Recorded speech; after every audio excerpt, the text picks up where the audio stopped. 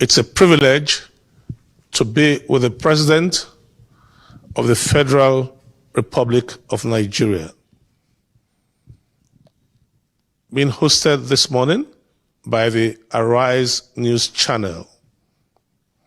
We are engaging the President on the future of the Federal Republic of Nigeria and what to expect over the next 2 years of his administration. Mr. President, thank you very much for hosting us. Thank you. Thank you very much, Mr. President. The nation is witnessing rising insecurity, banditry, arson, kidnapping. How did we get here?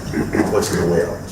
When we came, it has been a very difficult undertaking. But we closed the borders with Benin Republic. We closed the borders with Niger Republic. We stopped smuggling.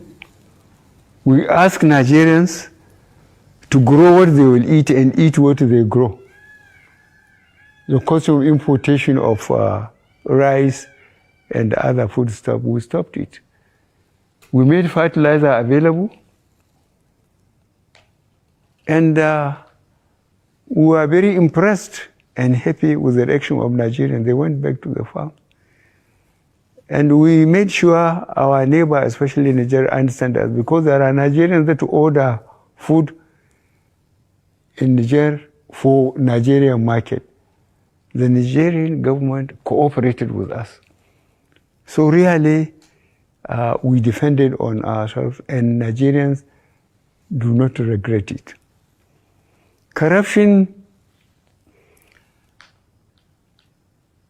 is very difficult under this system.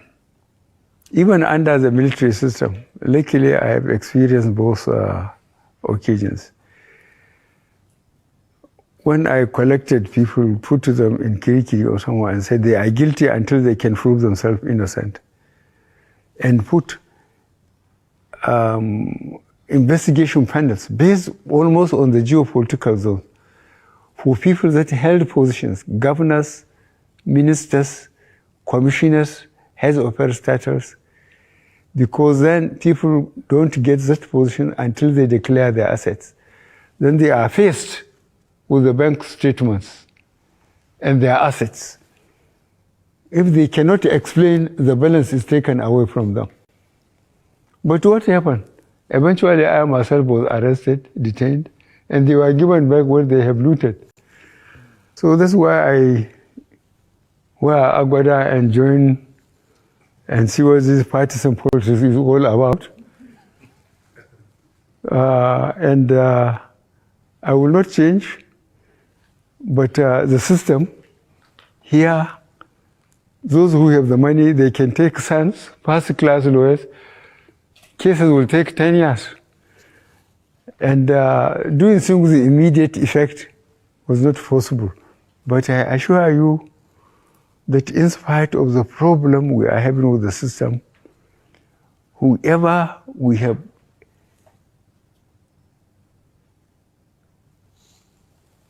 correct intelligence that is not being very accountable, we ease him out. We don't give it too much publicity. But I assure you that those who are responsible, who are holding responsible positions, know that we don't tolerate corruption. Shekau is reported dead. Does that give an opportunity for us to zero in and consolidate and secure the Northeast? The problem of the Northeast was very difficult. The governor, the present governor, is working very hard. He's taking a lot of risk. And I asked him, this Boko Haram, is it our people, that means, is it Nigerians or people coming out? He said, they are Nigerians, most of them. They are Nigerians. As I said, the only way we got them around was that you can't kill innocent people and said God is great. That worked very well, but I think we have a problem of unemployment. We have a problem of a lot of youth looking basically for what to eat, not even to talk of accommodation or dress. The level of poverty is almost unimaginable. So this is a problem. But those who are really keeping in touch with what we are doing, they know the difference between the time we came in and now. And the people of Northeast and South, I think, are the best judges for the performance of this administration, because they know what they were in and they know the condition now. I was Kashina last year.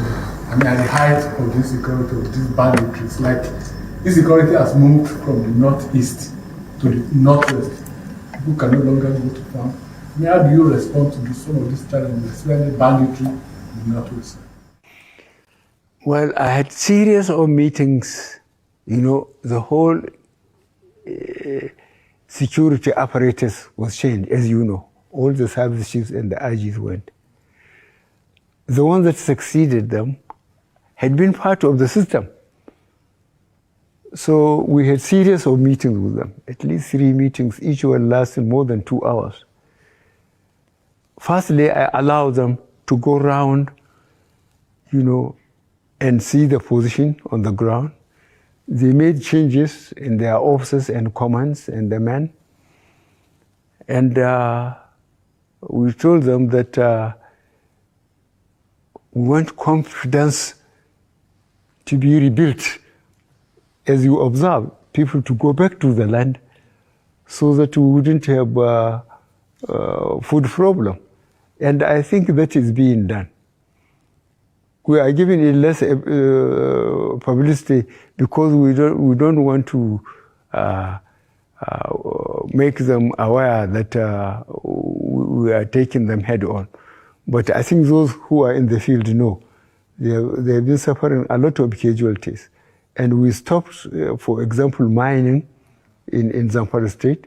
We expelled the foreigners, and we are talking to the government, although he is not in the federal government's party, but we want to secure Zamfara, Sokoto, and so on. And we mentioned Katsina and so on. But the important thing is the question of local security apparatus.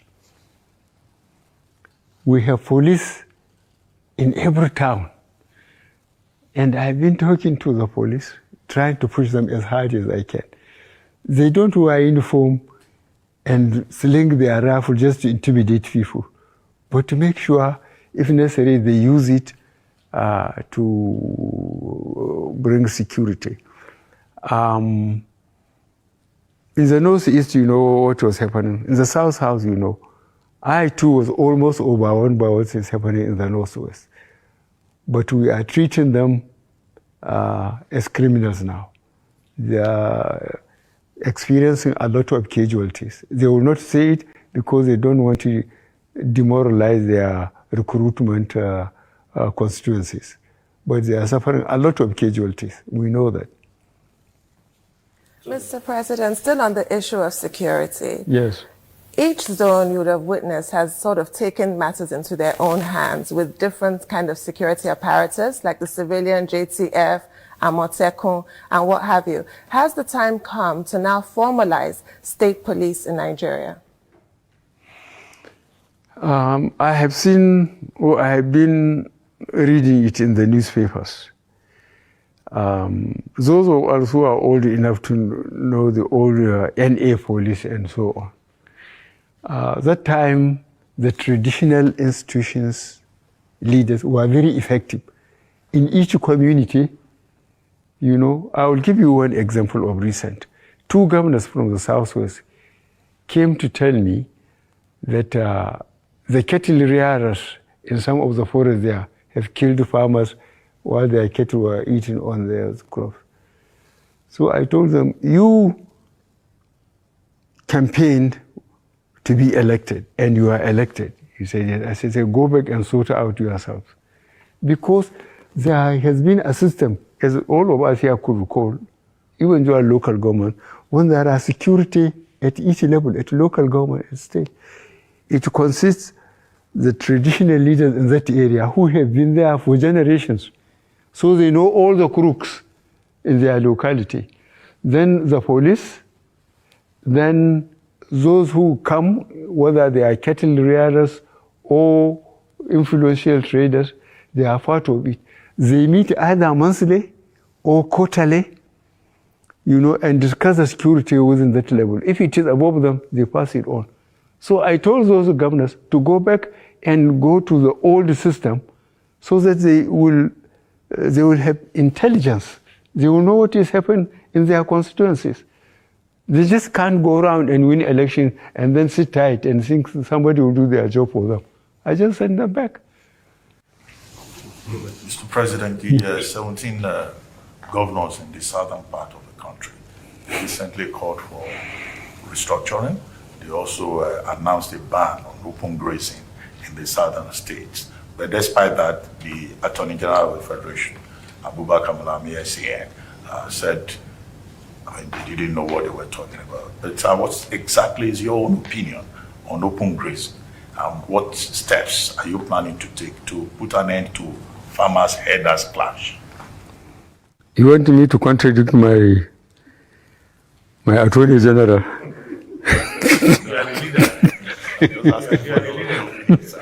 Okay. What I did was ask them to go and dig the Gazette of First Republic when people were obeying laws. There's cattle routes and grazing area. Cattle routes where when they are moving up country, north to south or east to west, they have to go through there. If you allow your cattle to stray into any farmer's farm, you are arrested. The farmer is invited to submit his claims. The alkali or the judge will say, oh, I pay. If you can't, the cattle is sold. And if there is any balance, you are given. And people are behaving themselves.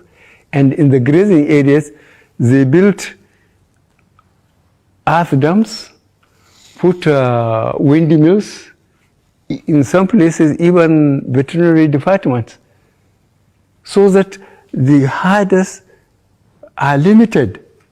Their route is known, their grazing area is known. If they have any problem from the locality is known. But I'm telling you, this ration to the center, people just, I think. So I asked for the gazettes, to make sure that those who encroached on these cattle routes and grazing areas will be dispossessed, and try to bring some order back into the cattle areas. The problem is trying to understand the culture of the cattle rearers. There is a cultural distance between the chiefs and the Fulanis. So the governor of Benue said, I'm not disciplining the cattle rearers because I'm one of them. I cannot refuse to say I'm not one of them, but he's been very unfair to me. And I told him that the Nigerian cattle rearer was not carrying anything more than a stick, sometimes with a machete, to cut some trees and give it to anymore. But those sophisticated ones, they are good with AK-47. So from all the Sahel areas, people rush to Nigeria, and Fulani from Mauritania or from Central Africa look the same. So they think they are Nigerian ones. And I assure you that we are trying to resuscitate these cattle routes, grazing areas, and make them accountable. And then this cancelling of taxes, ordinary people like it, but the problem of accountability, when taxes are being paid, people are behaving themselves. But now without taxation, people are doing what they like.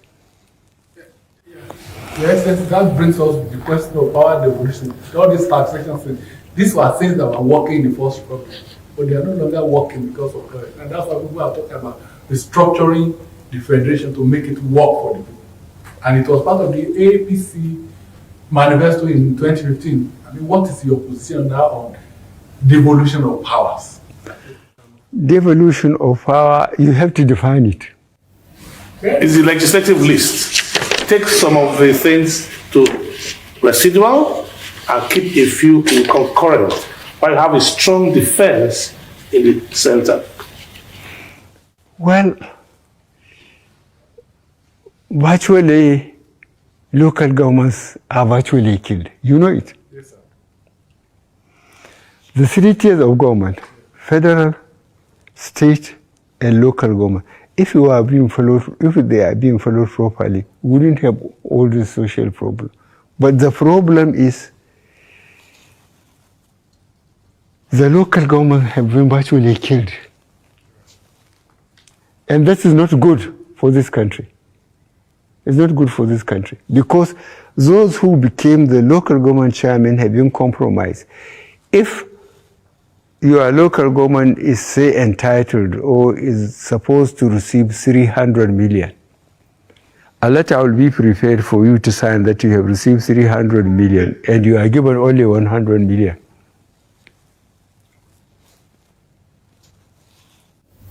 So how can we reduce the powers of governors and give more powers to local governments? By writing a new constitution. And reduce the powers of the president too. While we're at it. The president has a lot of power. Okay, I think this question of accountability is very important. The schooling, especially education, is suffering so much. If, for example, during our generation, I spent 9 years in boarding school, and the teachers then treat us as they treat their own children. If you do well, you are brought before the classroom and praised. If you misbehave, they remove your thing and plug you there in front of the class. So you just have to behave yourself. But now, one of the chaps from Ogun State, Pastor Bakari, he told me when he came back from America, he went to his alma mater, and he couldn't differentiate between the teachers and the children there. You see, the teachers used to take students as their children, and they have all the time for them. But problem, the standard virtually has collapsed. Let me show you, we have a lot of problem. Wow. Which takes us to the next question. In the northern part of the country, many schools have been subject of attacks. Now, if these schools are perpetually being attacked by bandits and terrorists, and you want to lift 100 million out of poverty, and their parents are also under threat, how do you think that goal of 100 million people out of poverty can be achieved? Well, try and appreciate what efforts the federal government has done. One, we have removed all the service chiefs and the Inspector General of Police. We made new ones. We allow them to go around and see the problem. They have been part of it all the time, but now they are in charge.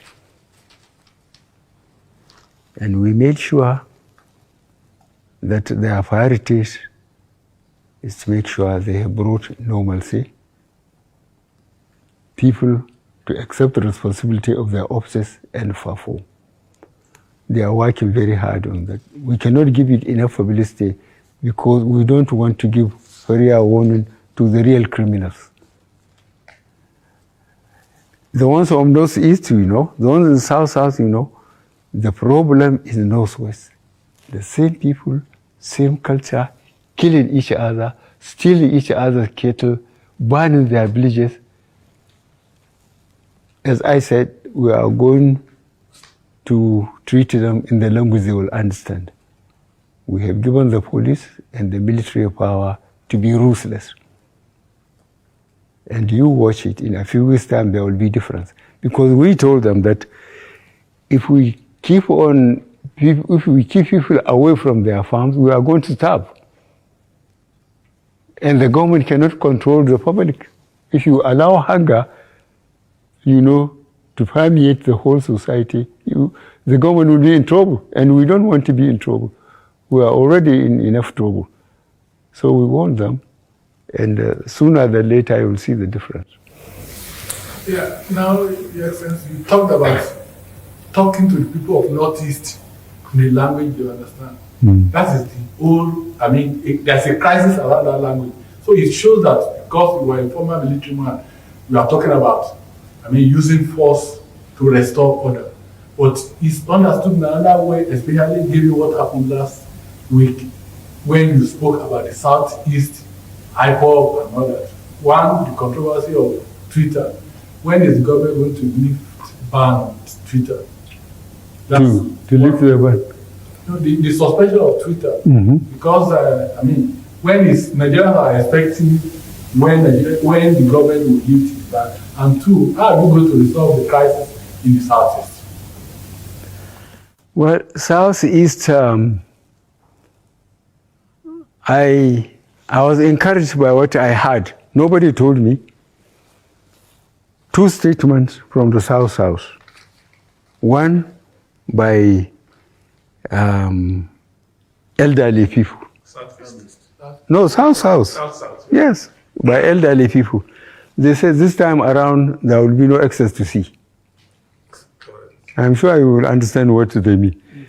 Again, the youth made the same statement. That encouraged me. So that IPOB is just like a dot in a circle. If they want to exist, they would have no access to anywhere. And the way they are spread all over the country, having businesses, having property, I think IPOB doesn't know what they are talking about. In any case, we said we'll talk to them in the language they understand. We'll organize the police and the military to pursue them. That's what we can do. And we will do it. What about Twitter?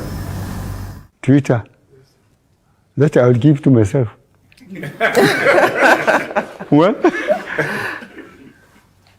Well, still on the Southeast, Mr. President, how do you plan to include more people from the Southeast, and indeed the South in general, to include more people in the Southeast, and indeed the South in general, in your government, especially in security services and MDAs?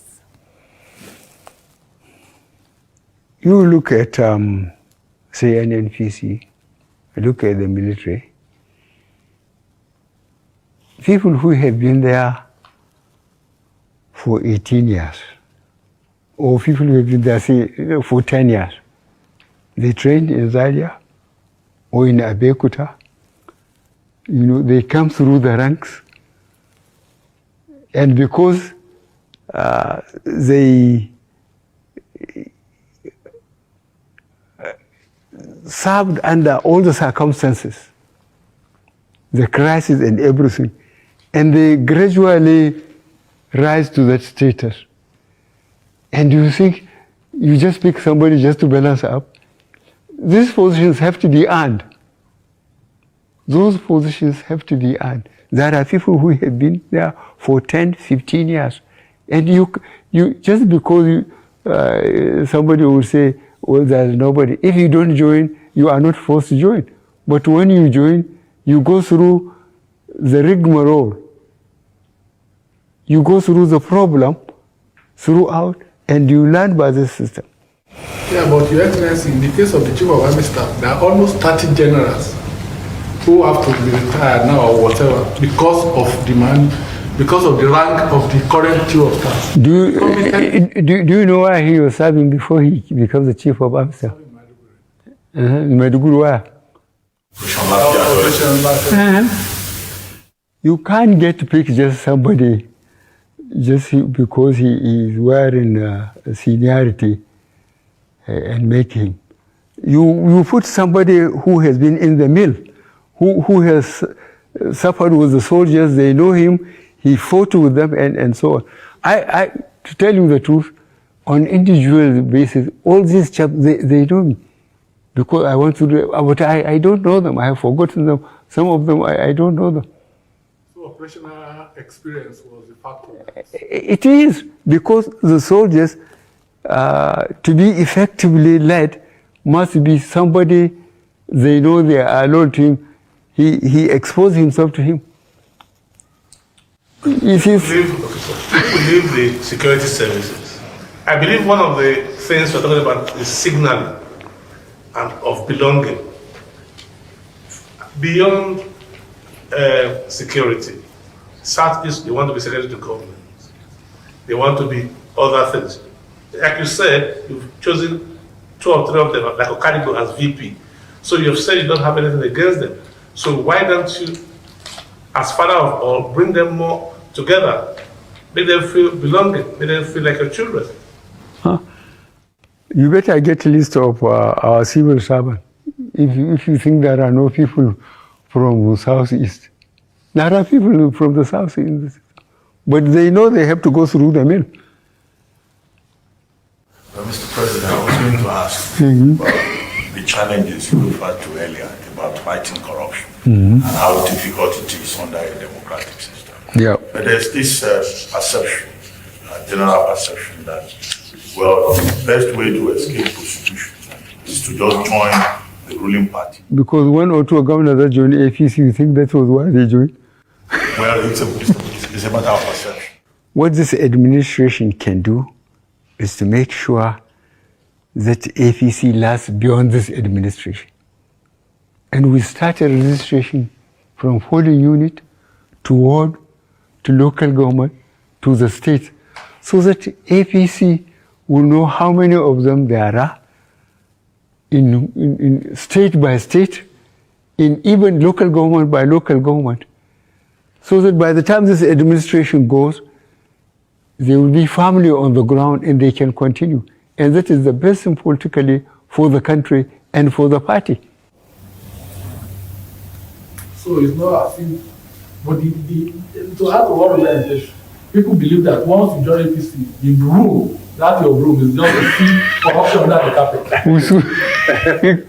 No, you are very, very unfair to us. So now, to power rotation. Yes. There's an agreement in APC to move power from north and south. But what parts of the south, or where do you think the president should come from to keep your legacy going? Should we allow the party to decide? I have just told you that we started from bottom up. And I gave the acting chairman, to the end of this month, June, he asked for an expansion. For them, the committee, we developed terms of reference, we put a committee, and they are going to give me this report by the end of the month on the convention we are going to conduct and then arrange the general elections, up to 2003, all the elections. And we will start this from bottom upward, so that members of the party will feel they are involved in decision making.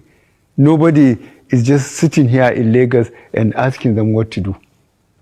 This is what we are arranging. So there's no succession plan?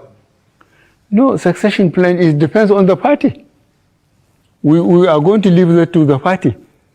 The party will sit and make its decision by the constituencies, they won and so on.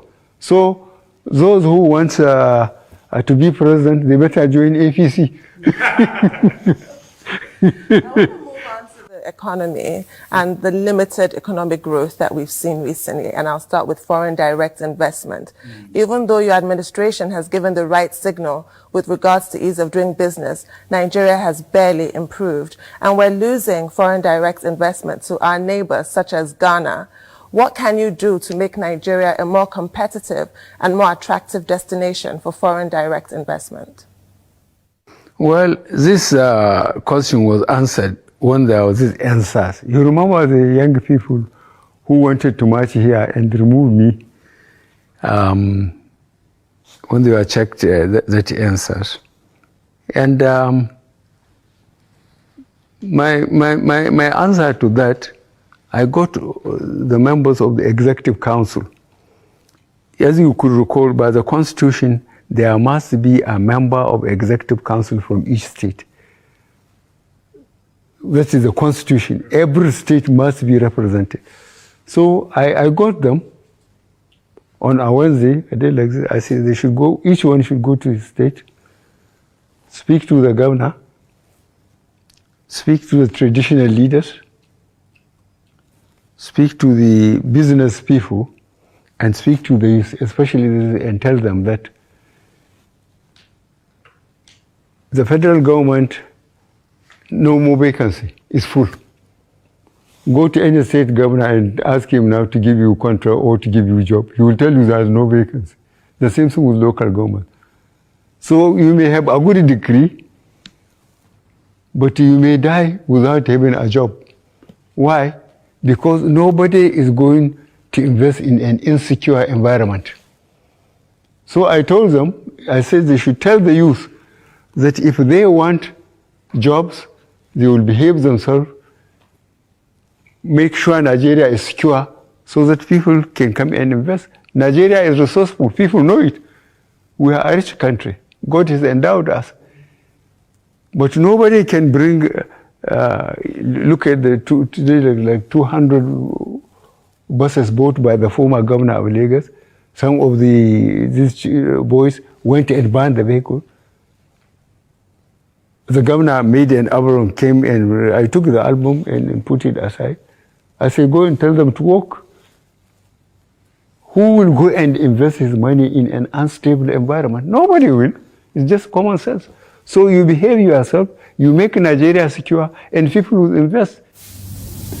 So coming back to competition, looking at the issue of, as we are petroleum minister, Mr. President, the issue of spending money for subsidies, which is taking monies that should have been invested in infrastructure, which we also come to.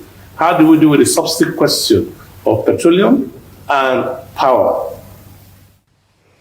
It's a very difficult question, and I suspect you know it. Nigerians filter their oil, so it can't be too expensive. Nigerian petroleum is being sold from here up to Ghana.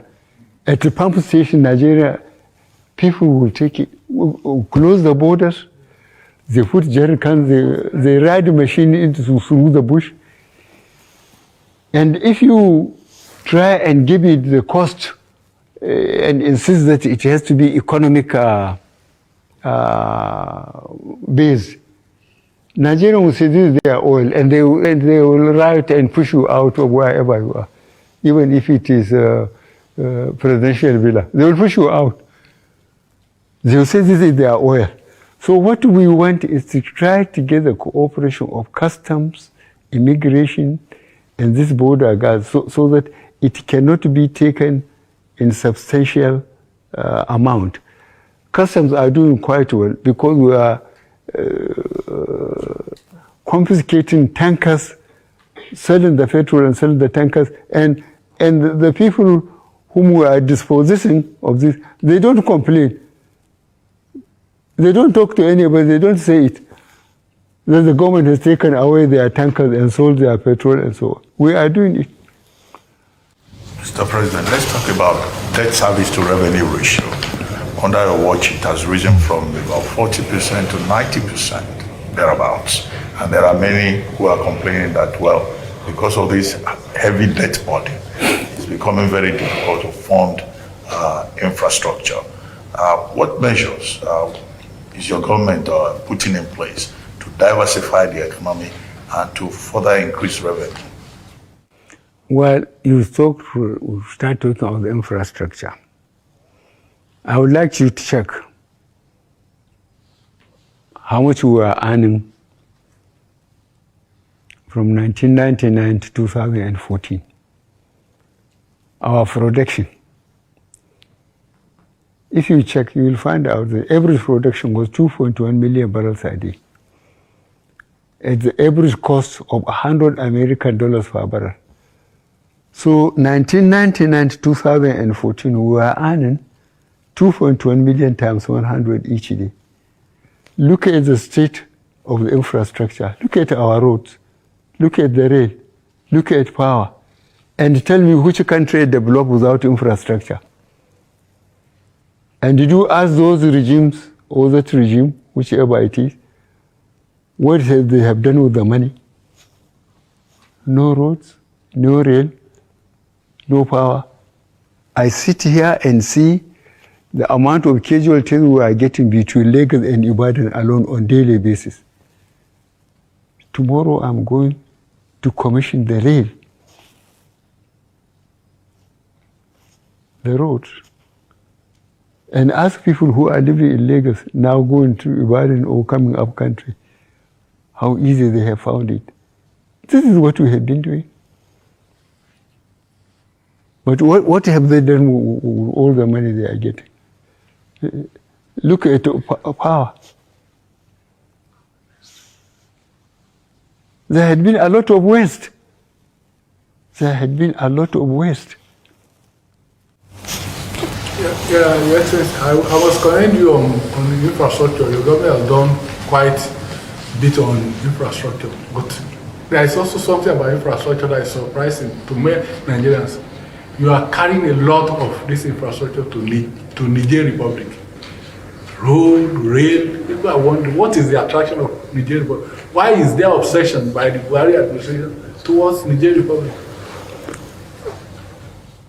How many neighbors do you have? We have, both on individual and the national rule. You have to cultivate your neighbor. If you don't, you are in trouble. If you could recall, when I came, I went to Chad, I went to Niger, I went to the Cameroon. Look at what happened with us Boko Haram. If we are not in the good relationship with Niger and Chad and Cameroon, Boko Haram would have done worse things to us than this. And you say I'm carrying to Niger. I told you the border between us and Niger is 1,500 kilometers. And in Niger, you see, I spoke to one Frenchman, and I have to tell you this. He spoke nonsense. I say, you people, in 1885, you sat down with ruler and pencil and draw lines. I say, I have first cousins in Niger. There are Kanuris, there are Hausas, there are Fulanis in Niger Republic. Just as there are Yorubas in Benin Republic and so on. You can't absolutely cut them off. But the rail, look at the plan, if you read the plan, how we are rehabilitating the rail. Niger, they have discovered oil too, as you know. And we don't want to allow them to go through Benin Republic. We want them to come through Nigeria. We hope they will decide when we take the rail up to Marathi that they will send all their exports and so on through Nigeria rather than through Benin. Because with the railways and the roads working, both from Maiduguri to Port Harcourt, from Kanu to Lagos and so on, people will be very busy. And I believe if you make the infrastructure work, roads, rail, I assure you that Nigerians will keep themselves very busy and they will leave you alone. But when the roads are not more trouble, the rail is virtually crippled. People have so much time to harass you. Mr. President, now that you've overcome your health challenges, looking great, what is the outlook for the last 2 years of your presidency? And then in retirement, after 2023, what do you plan to do? Your presidential library, what projects will interest you in retirement? Thank you very much for thinking that I'm okay.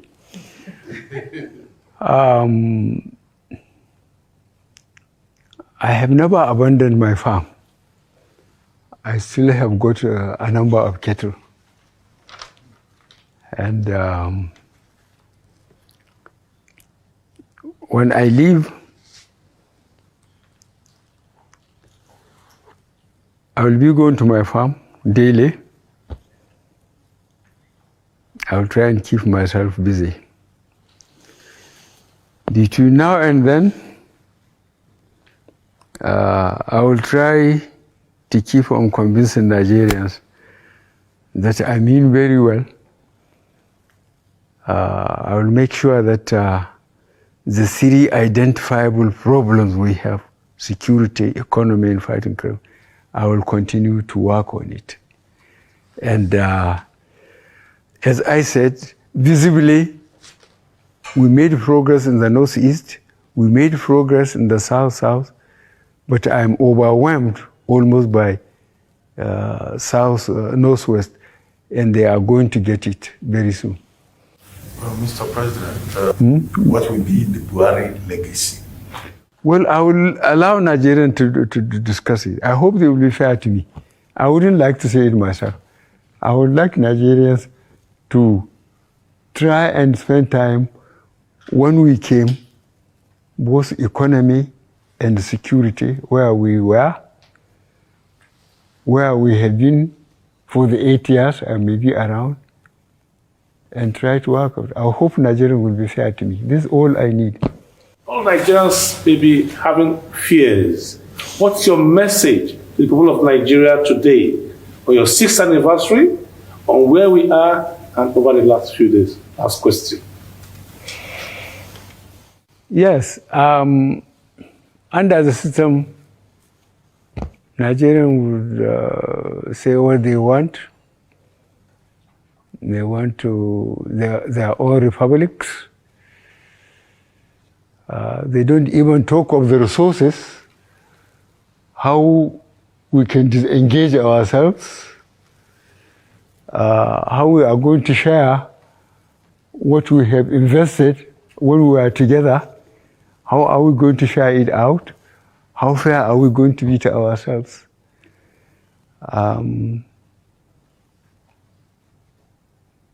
And try and see our population, our young population. If we cut ourselves into pieces, can we win the confidence of investors, real investors, people to come and build factories, employ people, produce goods and services, and then earn from taxation, from employment? I don't like the way Nigerian elite is allowing ignorant or careless people talking all over the place. We have so much to learn and so much to guide together than to try and disorganize people's way of thinking that if you become a republic, things will be all right. Let them see how long it took us between 1960 and now, how we came about. We have consolidated it. Mr. President, thank you so much for your time.